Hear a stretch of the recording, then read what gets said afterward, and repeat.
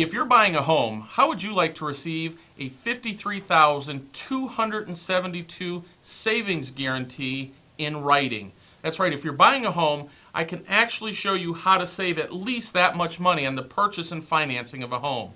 Now, how do we do that? Well, it's pretty simple. You need to understand how the bank and a mortgage really works. So let's take a look at this. We need to understand that hiring the right realtor and lender can make a huge difference. You're at a fork in the road right now. You're out looking online for different mortgage companies and realtors. Let's take a look at taking the right path here by putting more money in your pocket than giving it to the bank. So let's take a look at this. At the end of 30 years, which one of these two signs would you like me to put out in front of your front yard? Well, hopefully you said the blue sign on the right. If you're not, we're in big trouble here. So I want you to consider the real cost of a mortgage. If you borrow $100,000 and your interest rate was 5.5%, you're going to pay over $204,000 for that home. What happens is the bank focuses on how much money you pay, you focus on the interest rate. And the reality is, folks, the interest rate has very little impact on your mortgage. It's the dollars that you pay. So we're going to focus on the dollars more than the interest rates. So let's take a look at this and understand what happens to your mortgage. If I called you in 5 years and said, hey, let's refinance, I can cut your payment by 15%, just look through the numbers on the screen. That's what your mortgage would look like. You'd reduce your balance by about $5,000. You'd save $70 a month. Your closing costs are about $3,000. It'll take you about 43 months to break even, correct? That's wrong. It actually takes 35.25 years to break even. Why is that? Because you've been making 60 months of payments. You've given the bank over $34,000 of your money, and you only have reduced your balance by $5,000.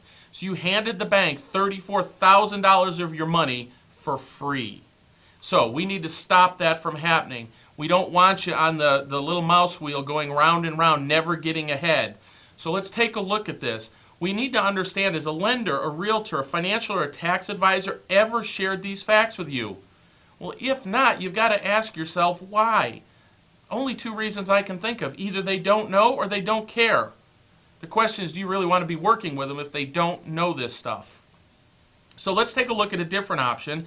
You purchase and finance the home, the same 5.5% interest rate, but instead of taking 30 years to pay it off, we get it paid off in 6 years, eliminate all your other debt in 10 months, and we save $84,847 in interest. Your effective interest rate is 1.21%, and if for the next 24 years you put your money away, your monthly mortgage payment away in an account at 5%, you'd put away over $425,000, and I'll do that all with the same amount of money that any other realtor or lender will have you spend every month. So let's take a look at another idea. What if in 6 years when you paid off your home, instead of selling it, you went out and bought another home, kept it, rented it out, let's call it for $1,000 a month. Your new mortgage payment's $1,136. We can get your second home paid off in 7 years.